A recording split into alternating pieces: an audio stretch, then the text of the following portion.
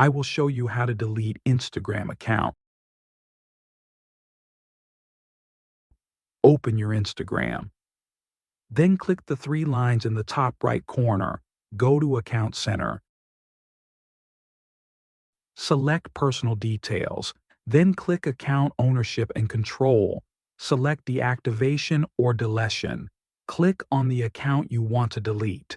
Select Delete Account, then Continue. Select a reason why you are deleting your Instagram. After that, Continue. You can still save important files before deleting your account. Enter your password. After that, you have successfully deleted your Instagram. Thanks you for watching, and if you haven't subscribed yet, be sure you hit subscribe button.